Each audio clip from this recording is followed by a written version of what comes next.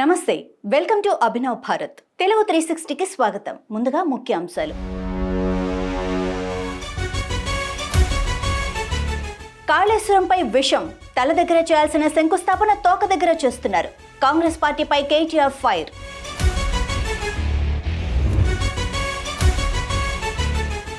రాబోయే రోజుల్లో ప్రజలు మీ భరతం పడతారు. కాంగ్రెస్ ప్రభుత్వంపై టీబీజేపీ చీఫ్ రామచంద్రరావు సెటైర్.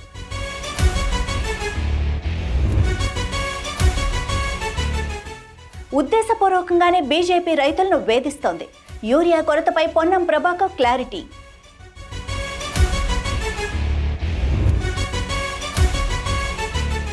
జిల్లా పైన కాకుండా దేవాదాయ శాఖ భూములపై ఎక్కువ శ్రద్ధ. ఎన్టీఆర్ జిల్లా కలెక్టర్పై వెల్లంపల్లి సీరియస్. ఇక వివరాల్లోకి వెళ్తే, బీఆర్ఎస్ వర్కింగ్ ప్రెసిడెంట్ మాజీ మంత్రి కేటీఆర్ రేవంత్ సర్కార్పై సంచలన వ్యాఖ్యలు చేశారు. కేటీఆర్ మాట్లాడుతూ కాళేశ్వరంపై కాంగ్రెస్ పార్టీ విషం చెమ్మిందని, ఎన్నికల ముందు విష ప్రచారం చేసిందని అన్నారు. ఎన్నికల తర్వాత కూడా కాళేశ్వరంపై కక్ష కట్టి సిబిఐ విచారణకు ఆదేశించిందన్నారు. వారం తిరగక ముందే మల్లన్న సాగర్ నుంచి నీళ్లు తెస్తున్నామని పెద్ద పెద్ద ప్రకటనలు ఇచ్చారని, తల దగ్గర చేయాల్సిన శంకుస్థాపన తోక దగ్గర చేస్తున్నారని ఎద్దేవా చేశారు. మల్లన్న సాగర్ దగ్గర శంకుస్థాపనకు మొహం చెల్లక గండిపేట దగ్గర డ్రామా చేస్తున్నారని మండిపడ్డారు. ఇక్కడ విచిత్రం ఏంటంటే, కాకపోతే ఎవరైనా మనిషి జ్ఞానం ఉన్నవాడైతే తల దగ్గర శంకుస్థాపన చేస్తారు. తల దగ్గర చేస్తారు. ఎక్కడైతే నీళ్లు ఉన్నాయో, ఎక్కడి నుంచి అయితే నీళ్లు తేవాలనుకుంటున్నారో అక్కడ శంకుస్థాపన చేస్తారు. కేవలం తలా తోక లేని వాళ్ళే తోక దగ్గర చేస్తారు. ఎందుకంటే బాధ ఏముంది ఈయనకి? మల్లన్న సాగర్ దగ్గర పోయి శంకుస్థాపన చేస్తే ఏం చెప్పాలా? ఎదురుగా కళ్ళు దొబ్బినాయా, నీకు కనబడతలేవా, అవి కాళేశ్వరం నీళ్లు కాదా అని ప్రజలు అడుగుతారు, రైతులు అడుగుతారు. ఇవి కాళేశ్వరంలో వచ్చిన నీళ్లు కావా అని సోయినవాడు ఎవడైనా అడుగుతాడు, మీడియా అడుగుతుంది, అందరూ అడుగుతారు.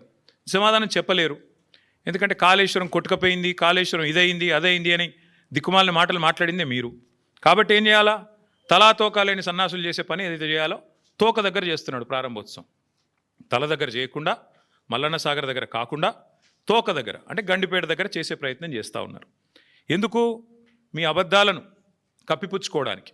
మీరు ఇన్ని రోజులు వాగిన వాగుడంతా చెత్తవాగుడు అని ప్రజలకు తెలుస్తుంది. కాబట్టి ఇవాళ మీరు ఎన్ని దిక్కుమాలిన మాటలు మాట్లాడినా చివరికి మళ్ళీ కాళేశ్వరమే మీకు దిక్కయింది. కాబట్టి ఇవాళ మొహం చెల్లక, మల్లన్న సాగర్ దగ్గర శంకుస్థాపన చేయడానికి మొహం చెల్లక ఈ ముఖ్యమంత్రి గారు, ఈ ప్రభుత్వం 1,00,000 కోట్ల అవినీతి, కూలిపోయింది, కాళేశ్వరం కూలేశ్వరం అయిపోయింది అని మాట్లాడిన మాటలు ఏవైతున్నాయో వాటి నుంచి తప్పించుకోవడానికే ఈరోజు గండిపేట దగ్గర ఒక డ్రామా చేస్తూ ఉన్నారు.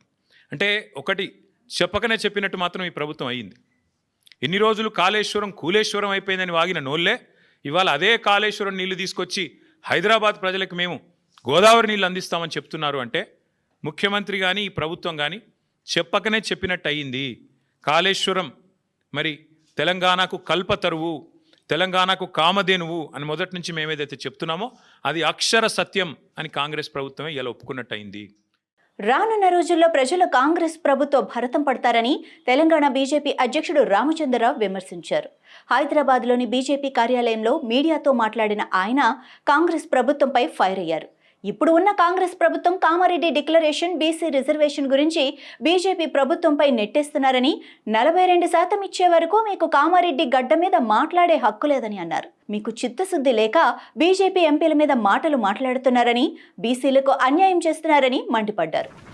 పేపర్లో అంతా కూడా ప్రసార సాధనాల్లో కాంగ్రెస్ పార్టీ నాయకులు కామారెడ్డి డిక్లరేషను, మళ్ళీ బీసీ రిజర్వేషన్లు ఇవన్నీ తెర మీద తీసుకొచ్చి వాళ్ళు వైఫల్యం చెందారని చెప్పేసి ఒప్పుకోకుండా భారతీయ జనతా పార్టీపై ఆ నెపం దోయాలని ప్రయత్నం చేస్తున్నారు.